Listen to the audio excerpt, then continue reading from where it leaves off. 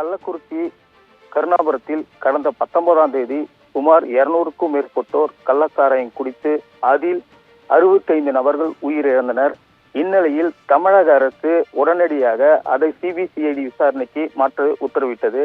தொடர்ந்து கள்ளக்குறிச்சி மாவட்ட ஆட்சியராக பணிபுரிந்த சர்வன்குமாரை இடமாற்றம் செய்தும் மாவட்ட காவல் கண்காணிப்பாளர் சமய்சிங் மீனா அவர்களை பணி நீக்கமும் செய்து உத்தரவிட்டார். அதனைத் தொடர்ந்து புதிதாக கள்ளக்குறிச்சி மாவட்ட காவல் கண்காணிப்பாளராக ரசாத் சதுர்வேதியும் மாவட்ட ஆட்சியராக MS பிரசாந்த் அவர்களும் பொறுப்பேற்றுக் கொண்டனர். மேலும் இந்த கள்ளச்சாராய உயிரிழப்பிற்கு காவல்துறை தான் காரணம் என பல்வேறு அரசியல் கட்சிகள் அதிமுக, விடுதலை சிறுத்தை, பாமக மற்றும் இந்திய குடியரசுக் கட்சி, தேமுதிக உள்ளிட்ட பல்வேறு கட்சிகள், சங்கங்கள் பல்வேறு ஆர்ப்பாட்டங்களை காவல்துறை மீது நடவடிக்கை எடுக்கும் என்று கேட்டுக்கொண்டனர்.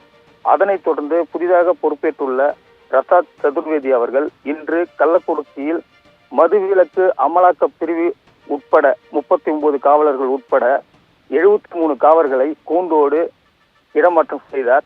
அதேபோல் உதவி காவல் ஆய்வாளர்கள் 5 நபர்களையும் இடமாற்றம் செய்துள்ளார்.